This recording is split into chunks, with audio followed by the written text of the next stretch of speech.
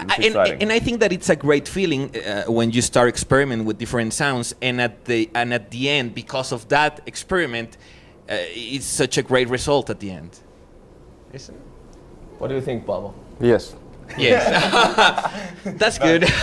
no, that's okay. You know, there has been a lot of questions and talking about the cello sounds and Apocalyptica sound. Does it sound Apocalyptica if there is a lot of distortion and it sounds like close to guitar? But we think that the Apocalyptica thing is basically that we are playing the electric cellos, and we have the full range from electric cello sounds to classical cello sound, and it's a big variety of different kind of songs, and you can hear that from the album. And I think that it's really important to not fall into a comfort zone. Like, okay, we know that this is working and we're gonna still there. It's important to say, okay, I mean, this is work for us, but also we want to do another kind of things. See what happened. And with Joe, when we were recording, he wanted to get every sound what we record to the album needs to be exciting. Sometimes it was the acoustic cello was the most exciting sound. Sometimes we had to do something different. So it was like, okay, what are you going to play? Okay, I'm playing this minor, you know, not so important thing. But let's find a great sound for that. So he always worked with every sound. And what we were a bit missing now, looking back to the Words Collide, we felt that it's very bombastic sound. It's not very breathing.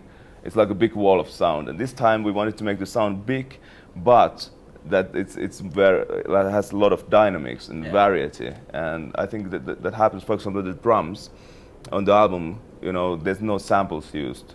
Awesome. And we wanted to get rid of that very polished Pro Tools edited, you know, kind of thing. We wanted to have it more live and more organic. And at least for us, it feels that the album it's more breathing.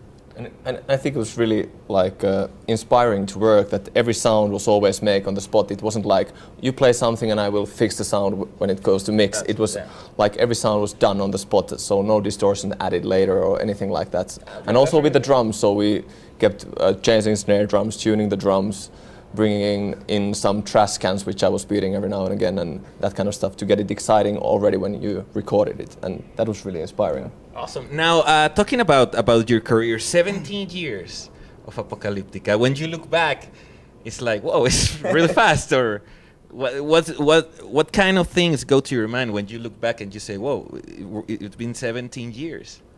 I'm getting fat. Oh, I'm getting bald and fat. It's horrible. I think you are lying. It's only 7 years or 10 years. But do you care about? I mean, everybody in the world, every 365 years, they get a year older. How do you deal with age? Because some people could think that for a rock star, it's more harder to get older. But how do you deal with that? I think it's great to get older because you always see new colors in life, and that affects the way you make music. Yeah. So you always get new colors and you know, new angles. Yeah, you need to challenge yourself different ways. If you think, like even Tom Araya, if you check him nowadays, he's a great gentleman being on stage and still doing that angel of death thing, and I think it's hilarious. It's super great. You need to really. You can't take yourself so serious anymore. When you're a kid, you're all about, oh, I'm so evil. And but when you get older, you know, you can get older, but you should not get old.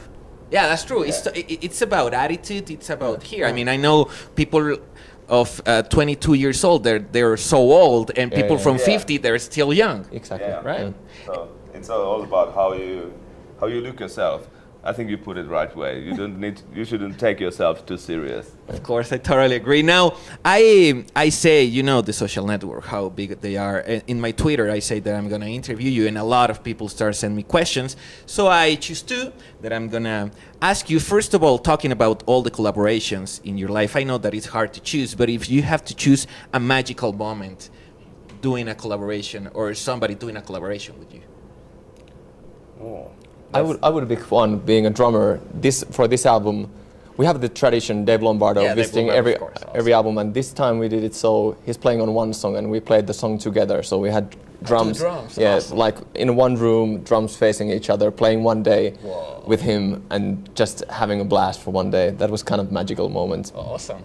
I think from all the great collaborations, for some reason I always start to think first Nina Hagen, because that was kind Of course. she's so different. And that song from everything gave you so much to the band. I mean, Yeah. I mean that song was really success around the world. But it's been great moments, you know, like playing drums with Dave, or I was producing Max Cavalera. Yeah, It was really, you know, bizarre. Being a fan since 13 years old kid, and suddenly I'm producing. Oh, sing this way. Can you do this? like- Can you do that? You know? Like, can you repeat it again? So there's been so crazy moments, but I think one of the most hilarious times was when we were shooting the video for Zeman with Nina Hagen. When Nina Hagen was in Helsinki, and we went to archipelago of Helsinki, small island, and she was with her this high heels, Heels, yeah, of there course. on the rocks, you know.